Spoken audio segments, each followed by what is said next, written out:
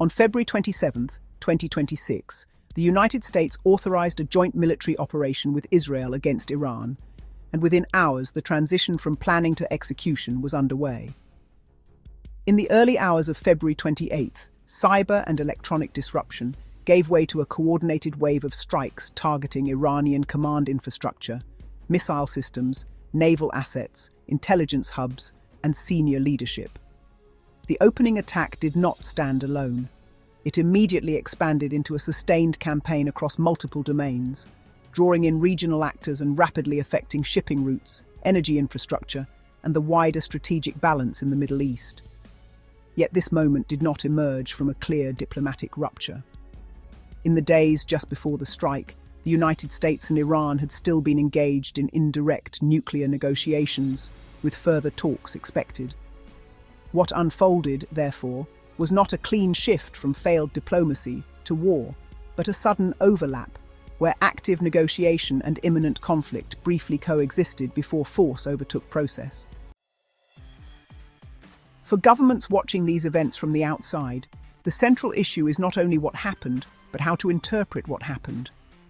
Did the United States move from diplomacy to war in a way that preserved the boundary between peace and conflict? Or did it blur that boundary in a way that undermines trust in diplomatic engagement? Can the use of force be understood as defensive or necessary in terms that other states can publicly accept? Or does it appear discretionary and therefore difficult to support? And as the conflict continues, does the conduct of operations suggest restraint and discipline, or does it signal a willingness to erode the minimal norms that make war containable? Today, we will explore these questions by examining how states are likely to interpret the conflict through the lens of shared international agreements and expectations. We will consider, first, how the manner in which hostilities began shapes perceptions of procedural trust under the long-standing norms reflected in Hague Convention 3. We will then examine how the justification for the use of force is evaluated within the framework of the United Nations Charter, where legitimacy is not determined solely by law, but by whether other states can align themselves with the rationale offered. Finally, we will look at how the conduct of the war itself is judged against the humanitarian principles embodied in the Geneva Conventions, where reputation is shaped less by formal argument and more by visible adherence to, or departure from, basic norms of restraint. Together, these perspectives provide a way to understand not just the conflict itself, but the reactions it is likely to generate across the international system. We will not attempt to render a definitive legal judgment.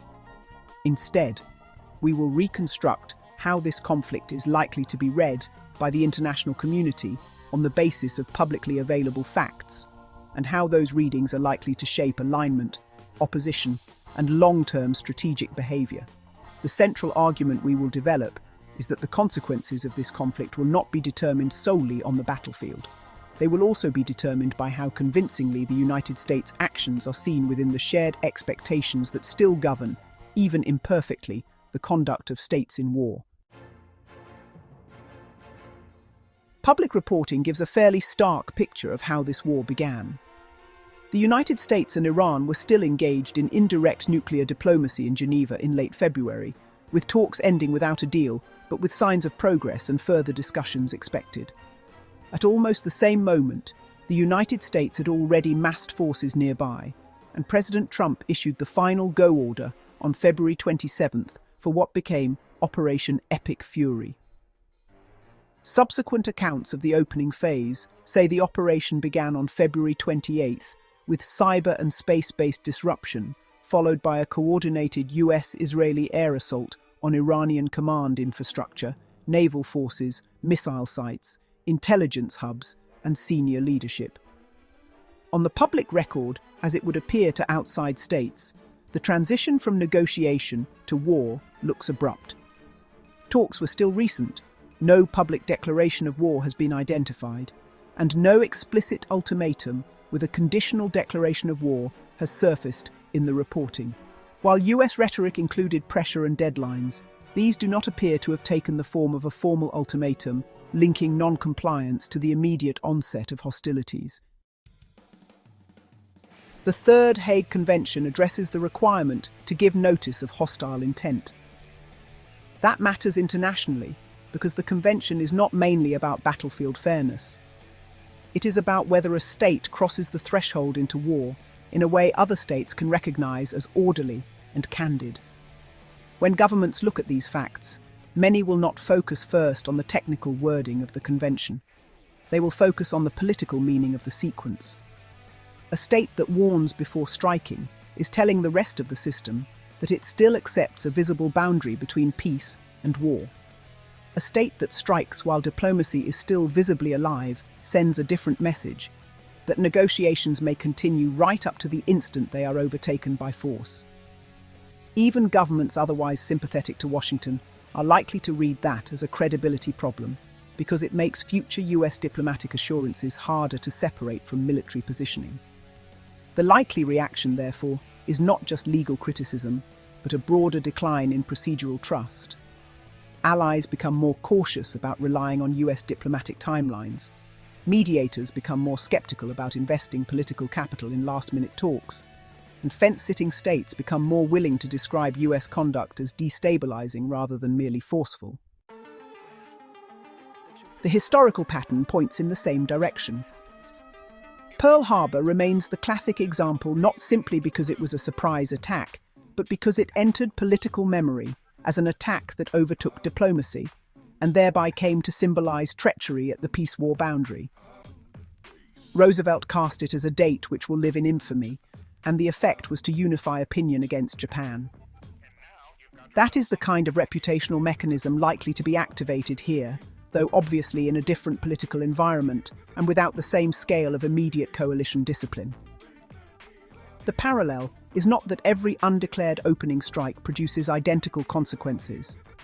It is that when a war begins in a way widely perceived as collapsing the boundary between negotiation and hostilities, the reputational damage often exceeds the purely military event because states start reassessing whether diplomacy with the initiating state can be trusted as diplomacy rather than as cover for timing advantage.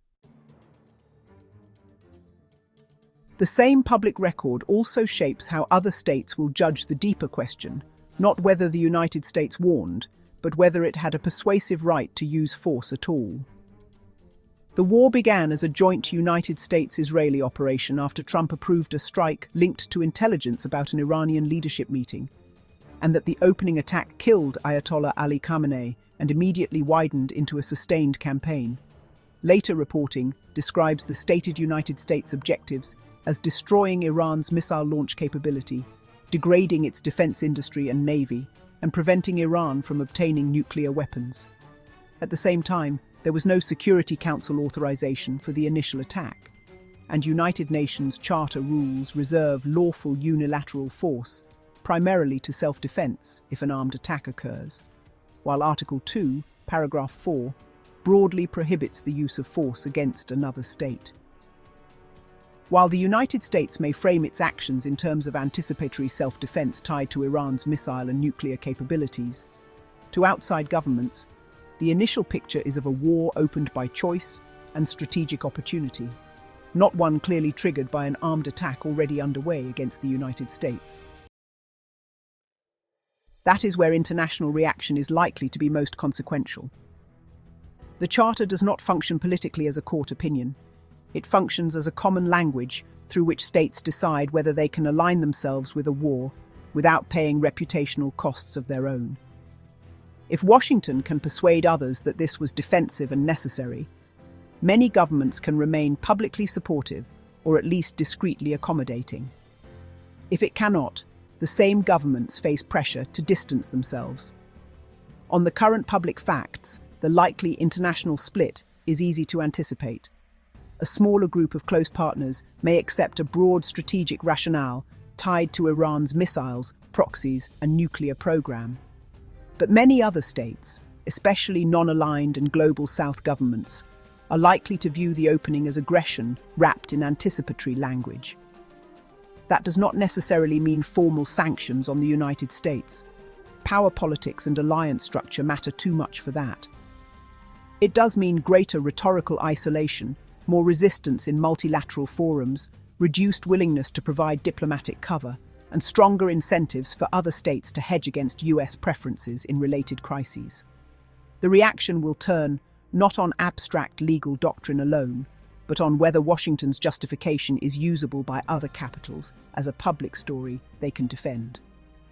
On the current public record, that looks difficult outside a narrow block of aligned states.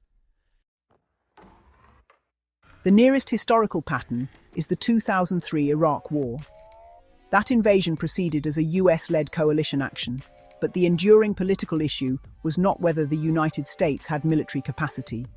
It was whether the legal and factual justification persuaded enough of the international community to sustain broad legitimacy. It did not. The likely lesson for the present conflict is similar. Even a very powerful state can fight without widespread endorsement. But when the justification narrative fails to travel well internationally, the long-term costs often appear as coalition thinning, procedural obstruction in multilateral institutions, and a durable reputational association with discretionary rather than defensive war. That pattern is less dramatic than immediate collective punishment, but often more enduring. Once the war began, the public record shifted quickly from why force was used to how it was being used, and it's at this level that the conflict has started to acquire its most morally damaging imagery. One of the most consequential incidents of the opening day, February 28th, was the strike on the Shajareh Tayyebe Girls' School in Minab. US military investigators later came to believe it was likely that US forces were responsible, and they later confirmed news reports that what struck near the school appeared to be a US Tomahawk cruise missile. The military's own findings pointed to the likely use of outdated targeting data that failed to distinguish between the school and an adjoining Islamic Revolutionary Guard Corps compound. The school had a long and visible public online presence, including years of photographs and activity records, which raised obvious questions about how strike locations were vetted. The incident ranks among the worst incidents of civilian deaths in decades of US military operations in the Middle East. The Geneva Conventions, particularly the Fourth Geneva Convention, established the core protections for civilians in armed conflict, requiring that they be treated humanely and shielded from violence, intimidation, and indiscriminate harm. These protections are further developed in Additional Protocol 1, which codifies the principles of distinction and proportionality, requiring that parties direct attacks only at military objectives and take constant care to avoid or minimize civilian casualties. Few would argue that the US intentionally targeted a school, but that is no longer the center of gravity of international reaction. The Minab strike changes the narrative because it puts before the world a different question: whether they exercised credible moral discipline once they began using force. A Tomahawk missile hitting a girls' primary school full of children is the kind of event that travels instantly and emotionally across borders. It compresses a large and complex campaign into a single moral image that other governments, publics, and humanitarian bodies can understand without any detailed briefing. That is why a UN body has opened an investigation into the strike. Even before final legal findings, this kind of event shapes the reputational field by making the war appear not merely forceful or controversial, but insufficiently bounded by humanitarian restraint.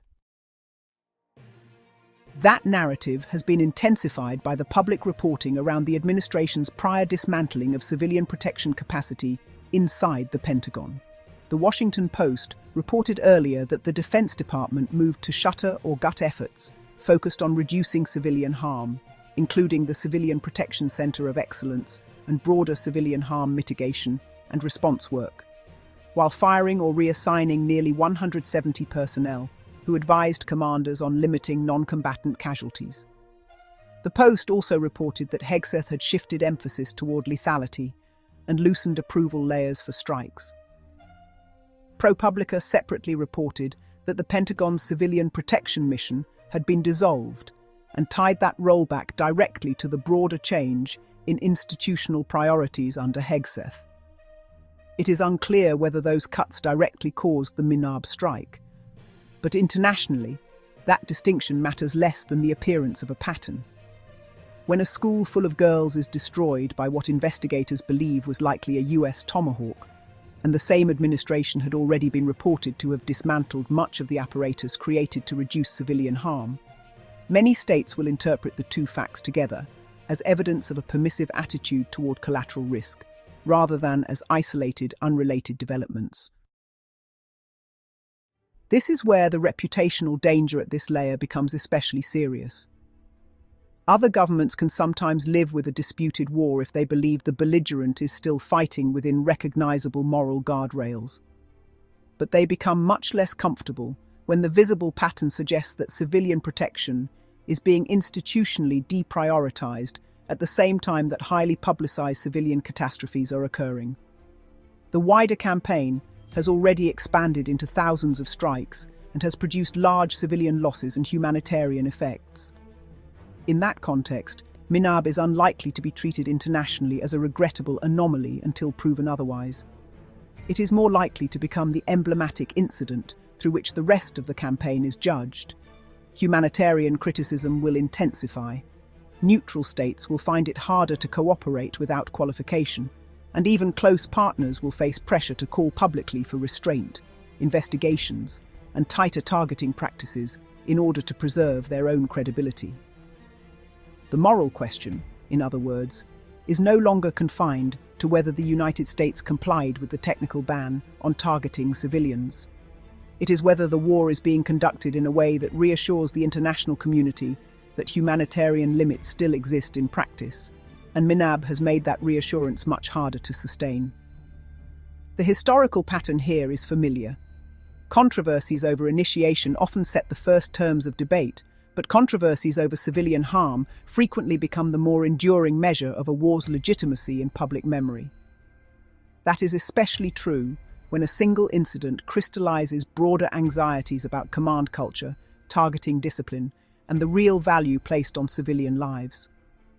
Unless Washington can show not only that it is investigating MINAB seriously, but also that it retains meaningful institutional mechanisms for preventing similar incidents, international reaction is likely to move further away from arguments about legal categories and further toward a judgment of moral danger.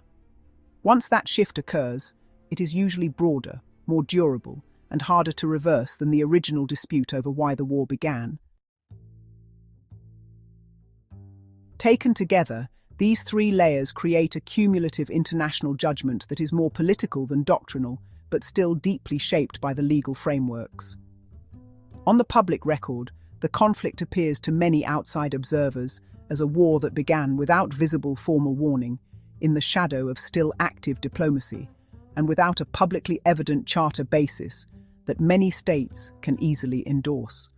While the opening surprise may have been technically lawful, that does not neutralize reputational risk because the campaign's scale, civilian toll, and regional consequences quickly became central to outside perceptions. The sustained campaign is having widening effects on shipping, regional infrastructure, and energy markets.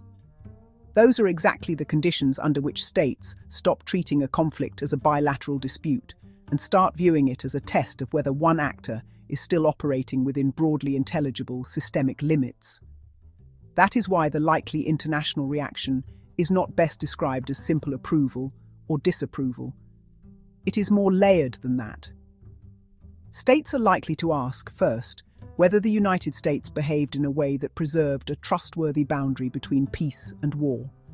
Second, they will ask whether Washington has offered a justification they can safely repeat. Third, they will ask whether the conduct of the campaign suggests a disciplined actor or a norm-eroding one. A state that looks weak on all three dimensions is not judged only as an adversary in one war. It starts to be judged as a source of systemic risk, which changes how others hedge, align, negotiate, and constrain. The likely outcomes are therefore less about a single dramatic punishment and more about a broader pattern: more rhetorical isolation outside the closest alliance network, more reluctance to trust US diplomatic sequencing, more friction in multilateral institutions, more hedging by partners, and stronger efforts by other states to preserve distance from the war's rationale and consequences. The historical comparison across the 20th and 21st centuries points in the same direction. States can survive criticism at one layer. They can sometimes even absorb major backlash at two. What proves harder to manage is a reputation for collapsing procedure, stretching justification, and then fighting in a way that appears morally destabilizing. That pattern is not merely theoretical in this case, it is already visible in how the United States' closest partners are responding. In the weeks since the war began, Washington has pressed for broader Allied involvement, particularly in securing the Strait of Hormuz and supporting ongoing operations. Yet European responses have been marked less by alignment than by hesitation and refusal. European Union Foreign Policy Chief Kaja Kallas publicly called on the United States and Israel to end the war and emphasized that Europe had not been consulted before its initiation, while also signaling reluctance to commit forces to the conflict. At the operational level, allies have resisted direct participation. Reporting indicates that United States partners have been unwilling to join naval operations in the Gulf, exposing clear limits to coalition formation. National responses have been even more pointed. The United Kingdom has distanced itself militarily and restricted the use of its bases for offensive operations, while Prime Minister Keir Starmer has emphasized economic protection and de-escalation rather than support for the war itself. Spain has gone further, reportedly denying the use of its bases for strikes altogether, forcing the United States to shift assets elsewhere.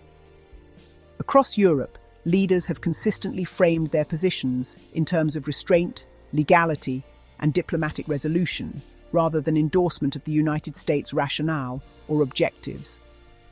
Taken together, these are not the signals of a coalition forming around a shared justification.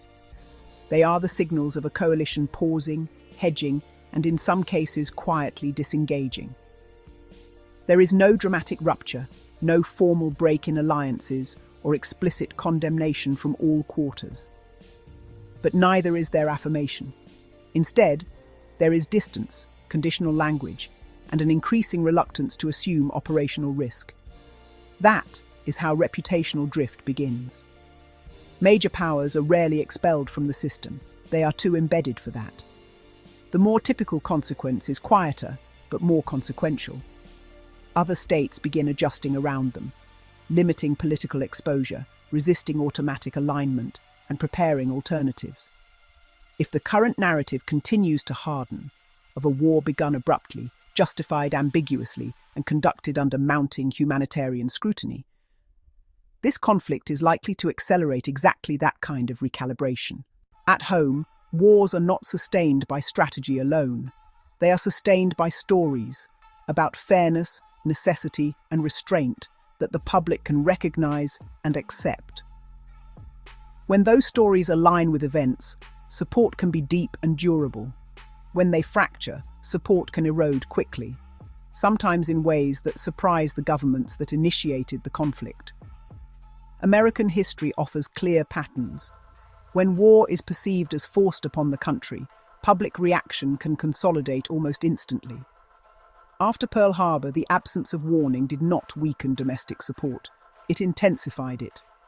The attack was understood as treachery, and that perception collapsed political division and created overwhelming unity behind the war effort. The key was not simply that the United States was attacked, but that the attack fit a narrative of unfairness that was immediately legible to the public. The dynamic is very different when the United States is seen as choosing war. In those cases, the burden shifts from emotion to justification. The Iraq War illustrates this clearly. Initial support was sustained not by fear alone, but by a widely accepted narrative about weapons of mass destruction and threat prevention. When that narrative began to unravel, support did not decline gradually. It broke. The issue was not only casualties or cost, it was that the war no longer appeared to rest on a foundation that people believed. Once that coherence was lost, political divisions widened and support became difficult to sustain. Even when a war begins with support, it can be undone by how it is fought. The Vietnam War did not collapse domestically because of a single military defeat. It fractured under the weight of events like the My Lai massacre, which forced the public to confront a gap between how the war was being described and how it was being conducted. Similarly, the images and revelations from Abu Ghraib during the Iraq War did not merely damage the United States abroad. They triggered domestic outrage, investigations, and a crisis of confidence in leadership. In both cases, the issue was not strategy, but moral alignment, whether the conduct of the war still reflected values the public could accept. These patterns suggest what may lie ahead. When a war begins without a clear sense of necessity, when its justification is contested, and when incidents of civilian harm become defining images, the pressures do not remain external. They propagate inward. Public support does not usually disappear all at once, but it becomes more conditional, more divided, and more fragile. Over time, that fragility constrains political options, narrows room for escalation, and makes sustaining the conflict more difficult. The lesson is not abstract. It is practical. The same rules that shape international reaction, how war begins, why it is fought, and how it is conducted, also shape whether the public remains willing to bear its costs. When those elements align, support can endure even in hardship. When they do not, history suggests that the limits of public tolerance become one of the most decisive forces in determining how long a war can last and how it ultimately ends.